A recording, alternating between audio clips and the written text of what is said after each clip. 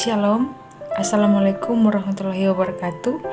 Perkenalkan, nama saya Natasha Gabriela Lanawaang dari kelas A3 Keperawatan semester 7, NIM 1814-2012-70 dengan dosen pengampu yaitu Nurse Virginia Mastur Escape MCAP. Pada saat ini saya akan mempresentasikan tentang tren dan isu pada sistem endokrin. Pengertian tren.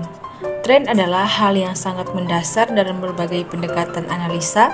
Tren juga dapat didefinisikan salah satu gambaran ataupun informasi yang terjadi pada saat ini yang biasanya sedang populer di kalangan masyarakat. Dan tren juga adalah suatu yang sedang menjamur atau sedang disukai dan digandrungi oleh orang banyak dan sesuai dengan fakta. Dan ada pengertian dari isu. Isu juga adalah sesuatu yang sedang dibicarakan oleh banyak orang, namun belum jelas faktanya atau buktinya.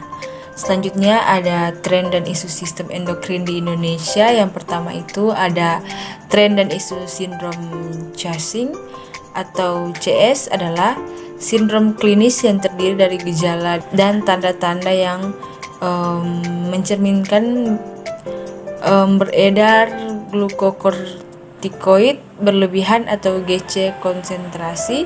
Hal ini sangat jarang terjadi di masa kanak-kanak dan masa remaja dan dapat diklasifikasikan menjadi dua kelompok hormon adrenokortikotropis atau penyebab ACTH atau independen dan dependen ACTH. Selanjutnya yang kedua itu ada tren pantangan makanan untuk penderita diabetes mellitus, yaitu penderita diabetes mellitus itu mau tidak mau harus melakukan pantangan terhadap beberapa jenis makanan. Ini fungsinya untuk menjaga agar kadar gula darah menjadi stabil dan tidak terlalu tinggi naiknya. Makanan untuk diabetes pun tetap lezat dan penuh gizi. Berikut ini adalah beberapa pantangan makanan untuk penderita diabetes mellitus. Di antaranya adalah yang pertama adalah roti putih. Hindari dan jauhi makanan roti putih karena memiliki kadar gula darah tinggi. Sebagai ganti roti putih, Anda bisa dengan konsumsi roti gulung yang memiliki banyak serat dan baik untuk jantung Anda. Selanjutnya yang kedua ada rokok. Bagi Anda penderita diabetes dan memiliki kebiasaan buruk merokok, maka segeralah jauhi rokok karena bisa membahayakan Anda sendiri dan bisa juga membahayakan orang lain. Dan yang ketiga itu ada kafein. Hati-hati dengan menggunakan kafein karena beberapa penelitian, salah satunya yang berjudul Diabetes Care ditulis oleh Hudson Lee dan Kilpatrick pada 2005 menunjukkan kafein memiliki dampak negatif pada penderita diabetes. Untuk itu jika Anda mengurangi minuman yang mengandung kafein akan mengurangi diabetes. Selanjutnya ada mie dan pasta. Makanan ini juga sudah pasti sangat digemari oleh banyak orang, tak terkecuali bagi penderita diabetes mellitus. Tapi sayang sekali bagi penderita diabetes, makanan mie dan pasta harus dilarang karena sebagian besar pasta dan mie memiliki indeks glikemik tinggi. Artinya, pasta dan mie dibuat dengan olahan karbohidrat sederhana seperti gandum atau tepung beras. Konsumsi karbohidrat tinggi bisa meningkatkan kadar gula dalam darah. Selanjutnya ada kentang. Kenapa kentang dilarang bagi penderita diabetes? Karena kandungan karbohidrat pada kentang itu tinggi, membuat indeks glikemianya juga tinggi.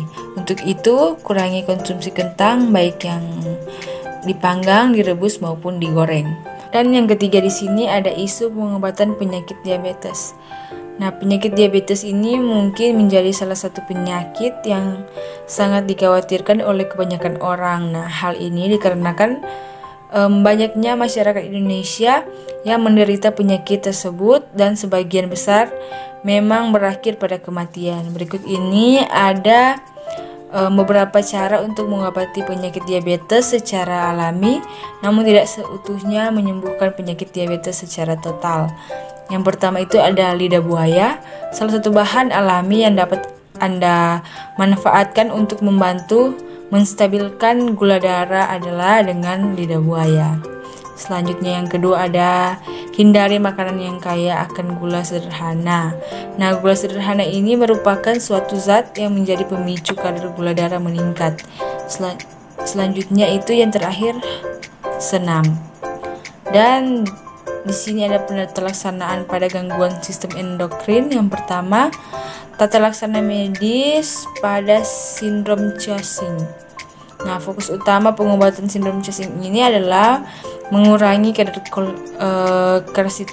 kortisol di dalam tubuh. Metode pengobatannya beragam dan dipilih bergantung dari penyebab dan tingkat keparahannya. Yang pertama itu ada mengurangi dosis kortikosteroid.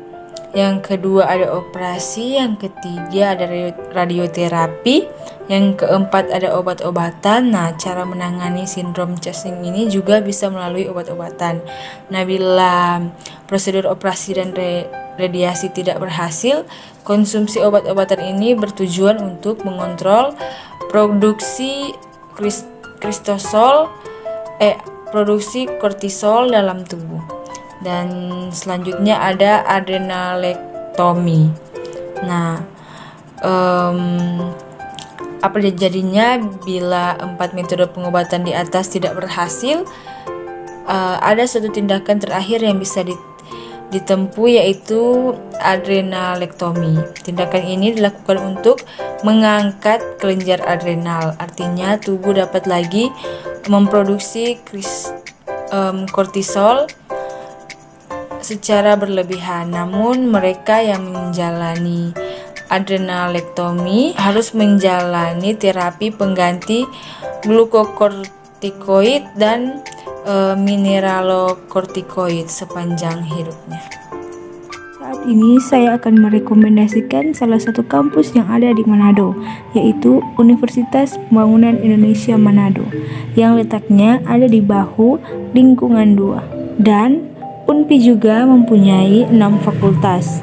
Yang pertama ada Fakultas Pertanian, yang kedua ada Fakultas Hukum, yang ketiga ada Fakultas Teknik, yang keempat ada Fakultas Fisip, yang kelima ada Fakultas Sastra Inggris, dan yang keenam ada Fakultas Keperawatan. Dan dosen-dosen yang ada di Universitas Pembangunan Indonesia adalah dosen-dosen yang profesional. Untuk itu, saya mau mengajak kepada teman-teman sekalian untuk bergabung dengan Universitas Pembangunan Indonesia Manado. Untuk mengetahui UNPI lebih lanjut, silakan kunjungi website dari Universitas Pembangunan Indonesia Manado.